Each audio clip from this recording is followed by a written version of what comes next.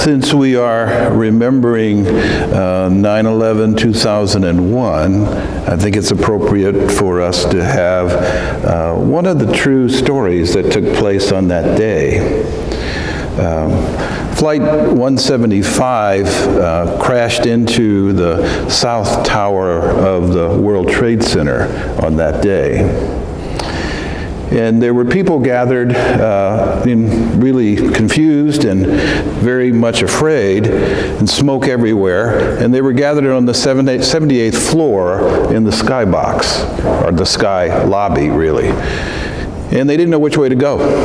And it looked like there was no way out.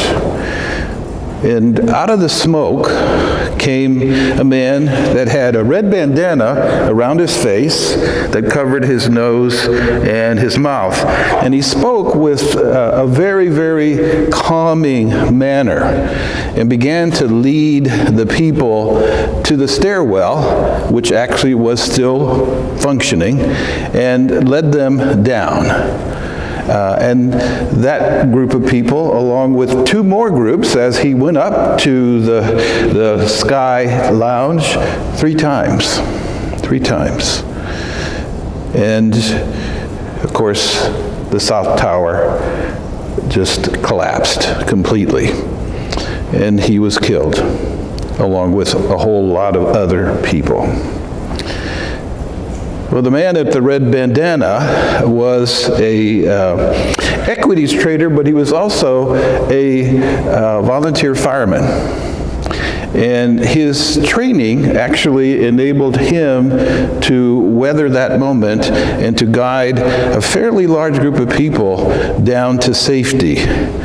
And of course, he himself died in the offering of himself to those people to save them. The man with the red bandana was Wells Crowther.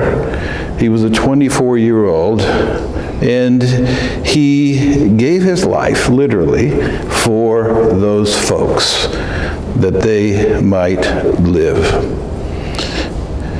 And we remember that story because it really does draw us into this moment now, as we remember all those that were lost on 9/11, and remember all those that gave their lives for those folks on 9/11. He is a hero, we'd call him. And we remember, of course, the man with the red bandana. Having said that, drawn to the church here, the cathedral, especially remembering 9/11, we also are called into what the scriptures are really telling us, that God's mercy is really flowing to all of us, and God's compassion. And of course, it was real, true compassion that Wells offered to the people as he gave his life on that day.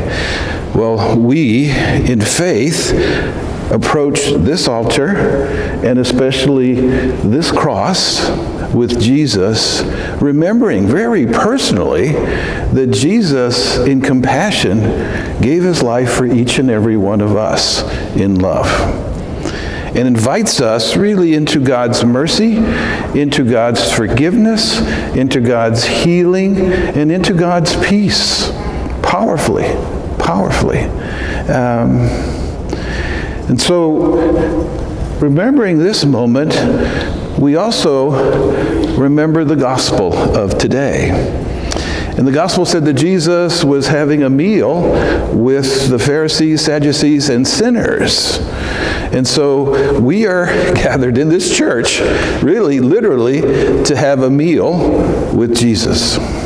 And having that meal with him invites us into his compassion, into his forgiveness, into his peace, into his mercy, especially.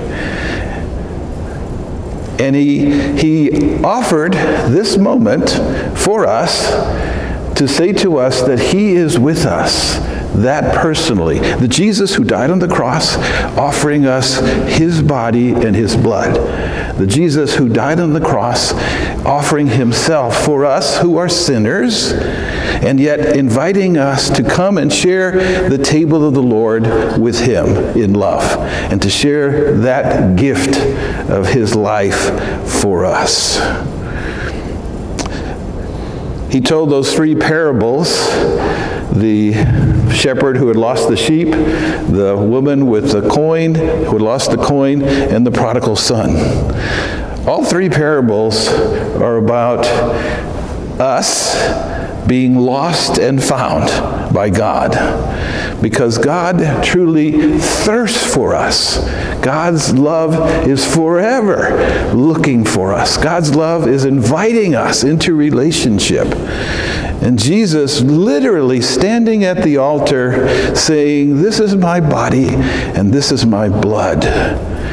And as we approach the altar, he gives us himself who is the one of great mercy and love, the shepherd who has found the lost sheep, the woman who found the coin, the father who loved his son even when he had sinned gravely.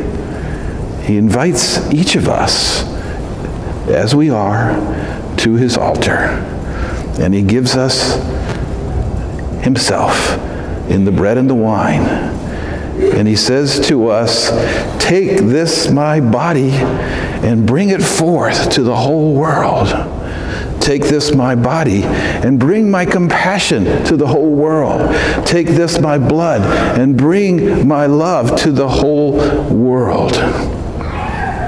All of our police officers and firemen and their staff that are here, first responders, are really a sign for us of the compassion of Jesus Christ, because they risk their lives every day for us.